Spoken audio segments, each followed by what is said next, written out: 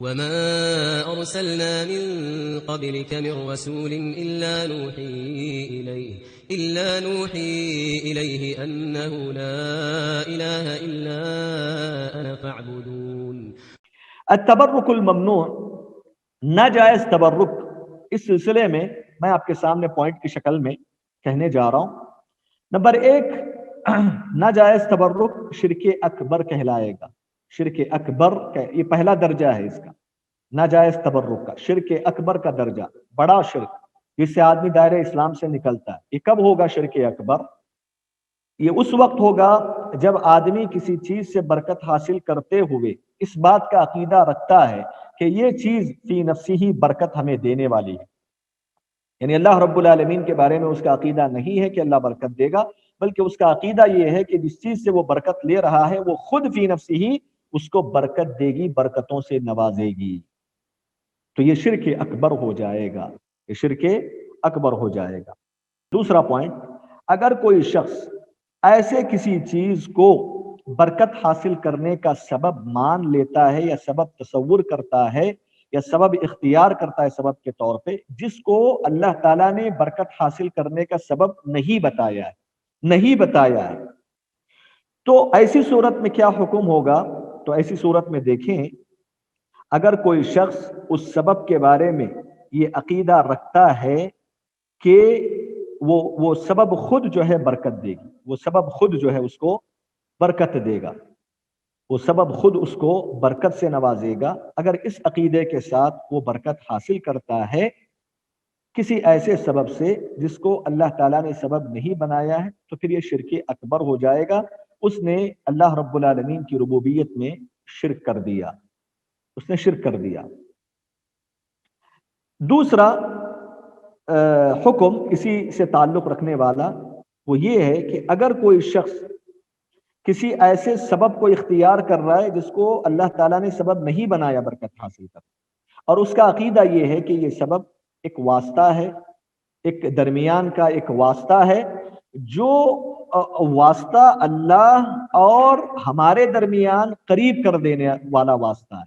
یہ واسطہ، یہ سبب ہمارے درمیان، اللہ تعالیٰ کے درمیان قریب کر دیتا ہے. مثال کے طور پہ ایک آدمی قبر کے پاس جاتا ہے اور قبر سے تبرک حاصل کرتا ہے، یہ عقیدہ رکھتے ہوئے کہ اس قبر کو چھونے کی وجہ سے، اس قبر سے تبرک حاصل کرنے کی وجہ سے ہم اللہ تعالیٰ سے قریب ہو جائیں گے، اللہ تعالیٰ سے یہ قبر ہم سے قریب کر دے گی، یہ تبرک حاصل کرنے کی وجہ سے ہم اللہ سے قریب ہو جائیں گے. اس قسم کا عقیدہ رکھ کے اگر ناجائز سبب کو اختیار کرتا ہے تو پھر یہ بھی شرک اکبر شمار ہو جائے گا، یہ بھی شرک اکبر شمار ہو جائے گا. اور تیسرے نمبر پر، اگر کوئی شخص اللہ تعالیٰ نے جس چیز کو سبب نہیں بنایا اس کو سبب مان لیتا ہے، صرف اس کو سبب مانتا ہے، اس کا عقیدہ یہی ہے کہ اللہ رب العالمین ہی برکت دیتا ہے، اور اس کے اندر یہ بھی عقیدہ نہیں ہے کہ اس کی وجہ سے اللہ کی قربت حاصل ہوگی، نہیں، وہ بھی عقیدہ نہیں رکھتا. اس کا عقیدہ بالکل صاف ہے، وہ یہ عقیدہ رکھتا ہے کہ برکت دینے والا اللہ ہی ہے، لیکن کسی ایسے سبب کو اختیار کر لیتا ہے یہ مان کر کہ یہ سبب برکت دینے کا ذریعہ ہے، اور وہ سبب اللہ تعالیٰ نے مشروع نہیں کہا ہے، اس سبب کو جائز نہیں قرار دیا ہے، تو پھر ایسے سبب کے اختیار کرنے کی وجہ سے وہ شرک اصغر کا شکار ہو جائے گا، شرک اصغر کا شکار ہو جائے گا. جیسے اس کی مثال، ایک آدمی مدینہ جاتا ہے، مدینہ نبی صلی اللہ علیہ وسلم کے شہر جاتا ہے، جا کر وہاں کی مٹی لیتا ہے، وہاں کی مٹی جو ہے مٹی لیتا ہے اپنے ہاتھ میں،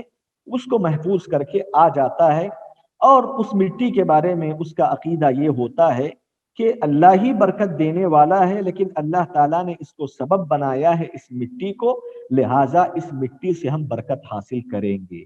ہم کہیں گے کہ یہ شرک اصغر ہے، یہ شرک اصغر ہے. کیوں؟ اس لیے کہ اللہ کے نبی صلی اللہ علیہ وسلم نے مدینے کی مٹی کو برکت حاصل کرنے کا ذریعہ اور سبب نہیں بتایا ہے. تو جس کو شریعت نے سبب نہیں بتایا تم اس کو سبب بنا کر اگر برکت حاصل کرو گے تو پھر یہ شرک اصغر ہو جائے گا.